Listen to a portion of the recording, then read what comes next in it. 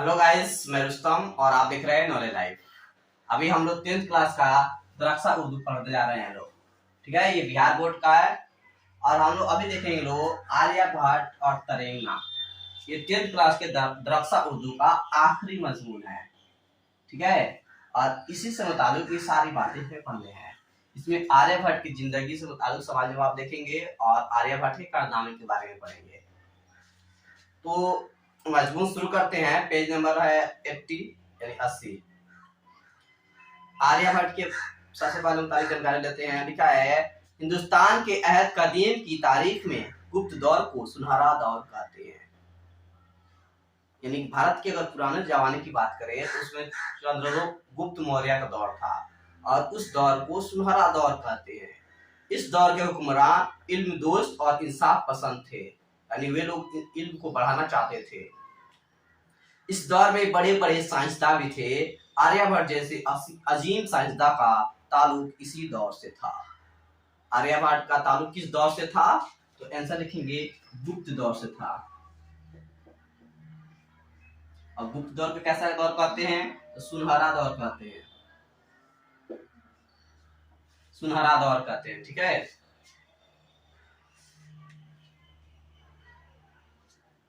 वह अपने वक्त का अजीम माहिर इल्म नुजूम, इल्म रियाजी और इल्मुल जब्र था।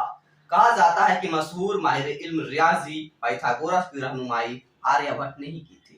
यानी आर्यभट्ट एक साथ साइंटिस्ट भी था ना, ज्योग्राफी से जानकारी रखता था। इसके अलावा पाइथागोरस जो मैथ का फॉर्मूला दिया है पाइथागोरस पर में, उसमें भी आर्यभट्ट ने उनका रहनुमाई किया था।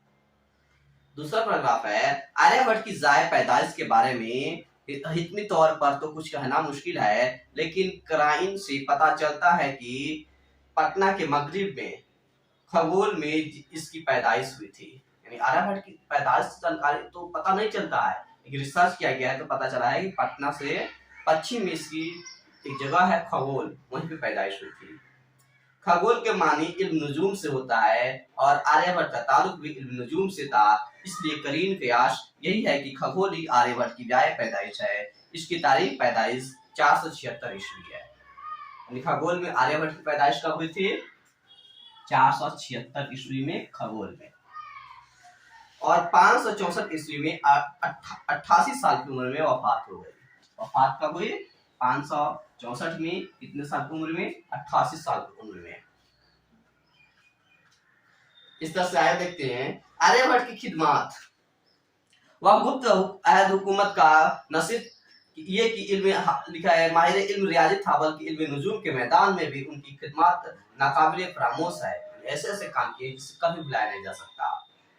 मौजूदा दौर के साइंसदान आज भी हैरत जता है कि 1500 साल कबल एक साइंसदान ने इल्म नुजूम के ऐसे असूल वाज़े किए जो आज भी साइंसदानों के लिए रहनुमाई करते हैं। यानी आज से 1500 साल पहले आर्यभट्ट ने वो कारनामा कर दिया जिसको आज के साइंटिस्ट भी हैरानी से करते हैं। साइंस के मुहक्किकीन लिखते हैं कि आर्यभट्ट ने पटना शहर से 30 किलोमीटर जुनूब में मसौरी के नजदीक एक तरेंगना में अपने हकीकी कामों के लिए एक तजुर्बागाह कायम किया था। पटना से 30 किलोमीटर जुनूब यानी दक्षिण में, है ना, आर्यभट्ट ने अपना एक लैब प्रयोगशाला बनाया था और तरेंगना में ही बैठकर आर्यभट्ट ने अपने मशहूर तसनीफ आर्य सिद्धांत और तंत्र को लिखा था। आर्यभट्ट ने सारे रिसर्च को जमा करके अपना एक किताब लिखा है जिसका नाम है आर्य सिद्धांत और तंत्र। ये आर्यभट्ट की मशहूर किताब का नाम है। वह दुनिया का पहला साइंसदान था जिसने अपनी तहकीकात से साबित किया कि जमीन गोल है और अपने महवर पर घूमते हुए सूरज की गर्दिश करती है। आर्यभट्ट ने ही सबसे पहले बताया था कि जमीन चपटी नहीं बल्कि क्या है, पृथ्वी गोल है और यह सूरज की चारों तरफ क्या करती है? चक्कर लगाती है। ठीक है ना, ये सन है और ये अर्थ, यानी कि पृथ्वी गोल घूमती है और वो सूरज के चारों चक्कर लगाती है। किसने कहा था? आर्यभट्ट ने। चनांचे इस साइंसदान ने सबसे पहले सूरज ग्रहण और चांद ग्रहण के बारे में तफसीली मालूमात फराहम कराए। यानी कि सूरज, ये हमारे ज्योग्राफी में चांद ग्रहण और सूरज ग्रहण कैसे होता है इसकी तफसील जानकारी आर्यभट्ट ने दिया था। आज इल्म रियाजी में आलमी सतह पर निजामी असारिया यानी डेसिमल यानी पॉइंट की अहमियत व अफादियत से इनकार नहीं किया जा सकता, बल्कि साइंस के तमाम शोबों में निजामी असारिया की अहमियत मुसल्लम है। साइंसी तहकीक का ये अजीम कारनामा आर्यभट्ट जैसे साइंसदान ने अंजाम दिया था। यानी कि पॉइंट के अगर नहीं रहेगा तो किसी भी चीज को हम लोग डिवाइड नहीं कर सकते हैं, है ना, काट नहीं सकते हैं। लेकिन आर्यभट्ट ने पॉइंट का खोज कर दिया, जिससे मुश्किल से मुश्किल क्वेश्चन को हल किया जा सकता है। कहा जाता है कि इल्म रियाजी में सिफर यानी कि जीरो, है ना, शून्य का तस्वुर आर्यभट्ट ने ही पेश किया था। इल्म नुजूम के ताल्लुक से भी आर्यभट्ट की कई अहम तहकीकात है। चनांचा मौजूदा दौर के साइंसदान भी सूरज ग्रहण 2009 को देखने के लिए सही जगह की तलाश व जुस्तजू आर्यभट्ट की किताब के मुताला से ही किया। आर्यभट्ट ने देखिए कितना काम किया है। पृथ्वी गोल है, सूरज की चार चक्कर लगाती है, इसके अलावा सूरज ग्रहण, चंद्र ग्रहण, इसके अलावा पॉइंट का खोज और जीरो का खोज सारे के सारे आर्यभट्ट ने किया था, है ना। और 2009 में सदी का सबसे बड़ा सूरज ग्रहण हुआ था। उसके बारे में जानकारी लेने के लिए साइंटिस्टों ने आर्यभट्ट की किताब आर्य सिद्धांत और तंत्र को पढ़ा था। चनांचे आर्यभट्ट की किताब में इस निजाम शमसी के सियारों की गर्दिश, दूरी और मुख्तलिफ तारों के हरकत व सकनात पर अजीब व गरीब मालूमात मौजूद है। आर्यभट्ट की किताब में कौन से ग्रह कितने दूर है, कितना स्पीड से चलता है, कैसे घूमता है, सारी जानकारी इसमें लिखा गया है।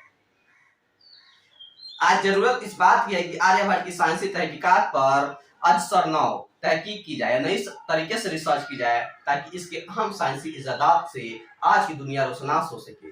अजीम साइंसदान ने सूरज के लिखे ताल्लुक से ये मुसलमान उसूल पेश किया कि हमारी जमीन सूरज का तवाफ करती है और सूरज अपने आप में साकित है, यानी एक जगह रुका हुआ है ना, यानी सूरज एक जगह तो हम स्टॉप है और पृथ्वी उसकी चारों तरफ चक्कर लगाती है। अब हम लोग पढ़ेंगे लोग सूरज ग्रहण, ग्रहण और चांद ग्रहण। तो जब कोई सियारा या सितारा है ना एक ही लाइन में आ जाते हैं ना तो ग्रहण लग जाता है। जैसे पृथ्वी, चांद और सूरज तीन ठो हैं तो जमीन पर आते हैं ना, इसको इरेज कर देते हैं।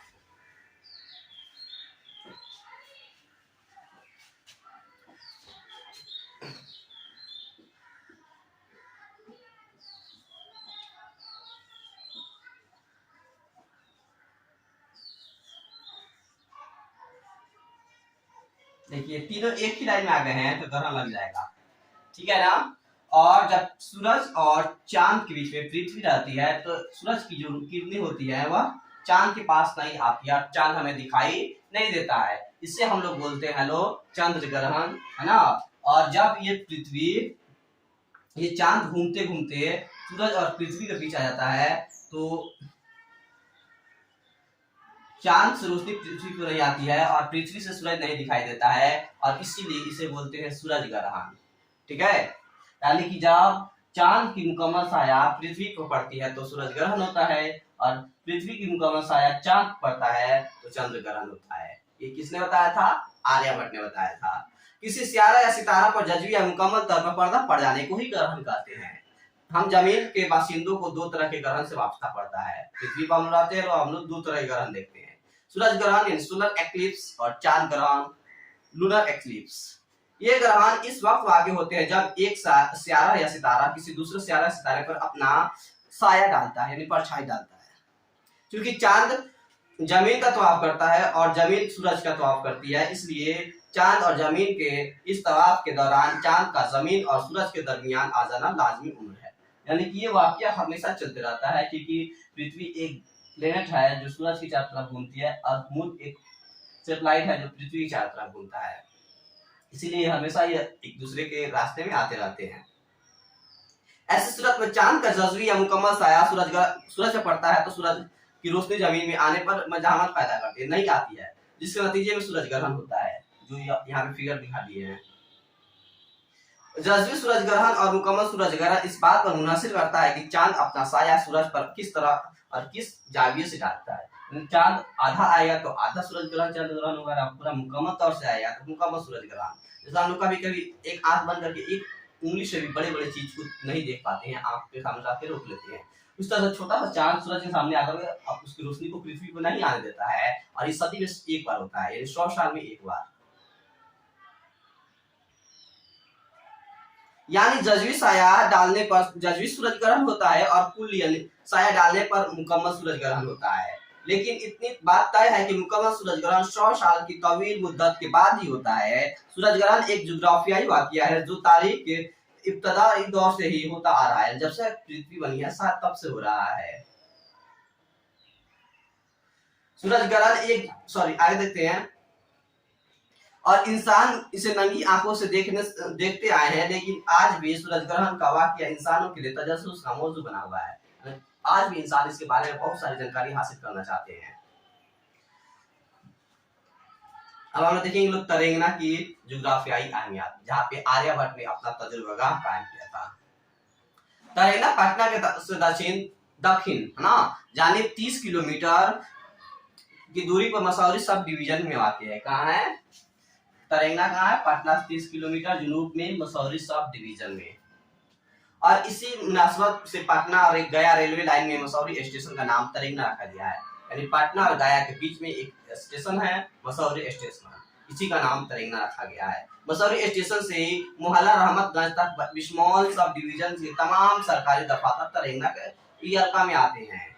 यानी तरेंगना का इलाका पश्चिम में सोन नदी और पूरब में पुनपुन नदी तक फैला हुआ है। यानी सोन और पुनपुन नदी के बीच के इलाके को तरेंगना कहते हैं। तरेंगना के महल वकूफ को देखकर ये पता चलता है कि वहाँ सालों भर आसमान में फिजा साफ रहती है। यहाँ सितारों और मुकम्मल निजाम शमसी के तजस्सुस करना निस्बतन आसान है। ये दो नदियों के बीच का इलाका है और वहाँ पे हमेशा मौसम साफ रहता है, यानी बादल बहुत ही कम होते हैं, गंदगी भी नहीं है, वहाँ पे मौसम साफ है, गर्द आलूद नहीं है।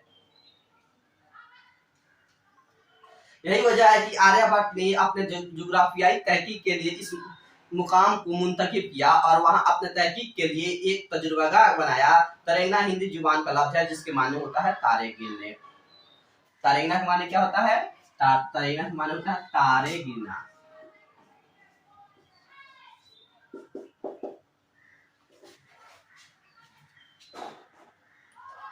शायद इसी वजह से इस मकाम का नाम तरेंगना रखा गया। कहा जाता है कि आर्यभट्ट ने लिखा है 60 फीट की बुलंदी का एक टीला बनाया जिस पर बैठकर वह रात को तारों और सियारों के बारे में तहकीक का काम किया करता था। निजाम शमसी की रफ्तार, सूरज ग्रहण और चांद ग्रहण के बारे में तफसीली मालूमात आर्यभट्ट ने तरेंगना में ही हासिल की। अपनी तहकीकात के नतायज को उसने अपनी एक किताब में तहरीर की जो आज साइंसदानों के लिए रहनुमाई का काम करती है। आर्यभट्ट 60 फीट अपना ऊंचा लैब बनाया था, जो प्रयोगशाला था कितना था? 60 फीट ऊंचा। और ये सारा इसमें लिखा है आर्य सिद्धांत और तंत्र में। अब हम पढ़ेंगे लोग 2009 ईस्वी का सूरज ग्रहण और तरेंगना। 21वीं सदी का सबसे बड़ा सूरज ग्रहण 22 जुलाई 2009 ईस्वी को पेश आया। 21वीं सदी का सूरज ग्रहण सबसे बड़ा ग्रहण कब था? 22 जुलाई 2009 ईस्वी को। इस सूरज ग्रहण की अहमियत इसलिए बढ़ जाती है कि ऐसा सूरज ग्रहण सदी में एक बार वाक़ होता है। अमेरिका के साइंसी तहकीकात और इदारा नासा के एक साइंसदान जे एंडरसन जो गुज़िश्ता 20 सालों से 2009 में पेश आने वाले सूरज ग्रहण पर तहकीक का काम कर रहे थे। इस सिलसिले में उन्होंने 2008 ईस्वी में 200 सफ़हात पर एक मुश्तमिल एक तफसीली रिपोर्ट पेश की। इस रिपोर्ट में उन्होंने वाजिब किया कि सूरज ग्रहण के मुशाहिदा के लिए मुनासिब तरीन मकाम तरेंगना है।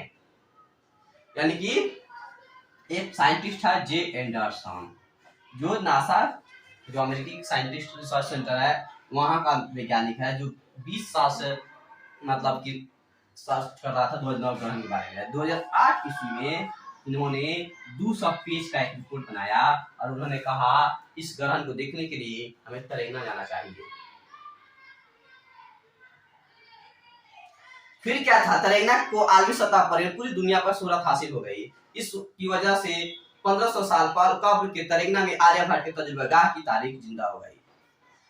जुलाई 2009 ईस्वी को पूरे महीना में मुल्की और गैर मुल्की अखबार और जराये अबलाग में तरेंगना को नुमाया मकाम हासिल हो गया, पूरी दुनिया में मशहूर हो गई तरेंगना। 22 जुलाई की तारीख करीब आती गई और तरेंगना के मुताबिक सारी दुनिया का तजस्सुस बढ़ता चला गया। नासा रिपोर्ट में जे एंडरसन ने तरेंगना की खसूसियत बयान करते हुए लिखा है कि वहाँ बादल छाने का औसत अमकान बहुत कम है और धूप की तमादत भी दूसरे शहरों के मुकाबला में 43% ज्यादा है। यानी कि उन्होंने कहा था तेलंगाना में बादल नहीं आ सकते हैं, बहुत कम चांस है। इसके अलावा यहाँ पे जो सूरज की रोशनी है थोड़ा ज्यादा दिखाई देगी।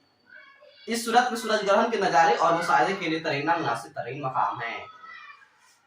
22 जुलाई 2009 ईस्वी के सूरज ग्रहण का मुशाहिदा करने के लिए मुल्क और बैरून मुल्क में साइंसदान बिहार की राजधानी पटना पहुंचने लगे। पूरी दुनिया से जितने भी साइंटिस्ट थे बिहार की राजधानी पटना आने लगे। यहाँ तक कि अमेरिका के नासा और इसरो जो भारत की है ना, इसरो जैसे साइंसी तहकीकात और तहकीकी इदारों के साइंसदानों की टीम भी वहां पहुंच गई। पोलैंड के साइंसदानों की एक टीम भी गई। दिल्ली और नैनीताल के रिसर्च इंस्टीट्यूट के साइंसदानों की जमात 21 जुलाई को तेलंगाना पहुंच गई। हुकूमत बिहार ने अपने तमाम आला अफसरों को लिखा है नज्म व नक्श संभालने के लिए तेलंगाना भेज दिया। बड़े बड़े अफसर चले गए थे तेलंगाना के मतलब तैयारी करने के लिए। तेलंगाना अस्पताल की नई इमारत को साइंसदानों के लिए मुशाहिदे के लिए मुंतकिल किया गया। तेलंगाना में जो नया हॉस्पिटल बनाया गया था उसी की छत से देखने के लिए सूरज ग्रहण को बात हुआ था। छत के ऊपर मुख्तलिफ किस्म के आलात नस्ब किए गए थे। हजारों की तादाद में आम लोग रात में ही पटना से तेलंगाना आ चुके थे। 22 जुलाई को सूरज शुरू होने के साथ ही इंतजार की घड़ी खत्म होने वाली थी, जब सारा सूरज ग्रहण चांद के लपेट में आने वाला था और सूरज के ऊपर किनारा का वह हिस्सा जो हीरे की अंगूठी की शक्ल में होगा रोशन दिखाई देने वाला था। ये सूरज ग्रहण एकदम हीरा की अंगूठी की तरह दिखाई देने वाला था। हजारों लोगों की आंखों पर सूरज ग्रहण देखने के लिए एक खास किस्म के चश्मे लगे हुए थे, यानी कि जिससे आंख खराब नहीं होगा। लोगों का तजस्सुस अब तरफ तक बढ़ता जा रहा था, लेकिन अफसोस की तेलंगाना का आसमान अचानक अब आलूद हो गया और बारिश के कतरात में गिरने लगे। जैसे ही सूरज ग्रहण होने वाला था चारों तरफ आकाश में बादल छा गए और हल्के हल्के बारिश होने लगी। तेलंगाना में तो गए लोग, लेकिन अच्छा से सूरज ग्रहण को नहीं देख पाए लोग। 5:29 का वह लम्हा आ ही गया जिसका सारी दुनिया को शिद्दत से इंतजार था, लेकिन इंसान की सारी तैयारियों ने निजाम कुदरत के सामने घुटने टेक दिए। इसके बावजूद लोगों ने एक अजीब व गरीब माहौल का नजारा किया। ऐसा लगा कि रात वापस हो गई और फिर हर तरफ घना अंधेरा छा गया। इन लम्हात में जानवर समे हुए नजर आए और परिंदे अपने घोंसलों की तरफ लौटते हुए नजर आए। मशरिक की जानिब आसमान में तारे भी नजर आए और दर्जा हरारत में कमी का एहसास भी हुआ। यानी कि 22 जुलाई 2009 ईस्वी को 5:29 पर सूरज ग्रहण हुआ था। बादल छा गए जिसकी वजह से अच्छा से नहीं देख पाए। इसके बावजूद भी हीरे की अंगूठी की तरह सूरज ग्रहण दिखाई दिया। ऐसा लग रहा था मानिए रात हो गया, सभी चिड़िया अपने अपने घोंसलों में जा रहे थे, टेम्परेचर एकदम कम हो गया था और आकाश में तारे भी दिखाई देने लगे थे। लिखा हीरे के छल्ला देखने के लिए तमाम मुल्क और बैरून मुल्क के साइंसदान वापस होने लगे और इस छल्ला को देखने के लिए अब 123 सालों तक इंतजार करना पड़ेगा। जो तेलंगाना है यह कितने साल बाद सूरज ग्रहण दिखाई देगा? 123 साल बाद, यानी कि 2132 ईस्वी में। लिखा है दिन में मुकम्मल तारीकी और एक अजीब व गरीब खामोश मंजर और हजारों हजार अफराद का हुजूम तेलंगाना के लिए अब एक नाकाबिले फरामोश तारीकी का वाकया बन गया। एक ऐसा वाकया जिससे भूल जाने में बेहतरी है और इसे आप 123 साल बाद इंतजार करना पड़ेगा। ये चैप्टर यहीं पे समाप्त हो गया।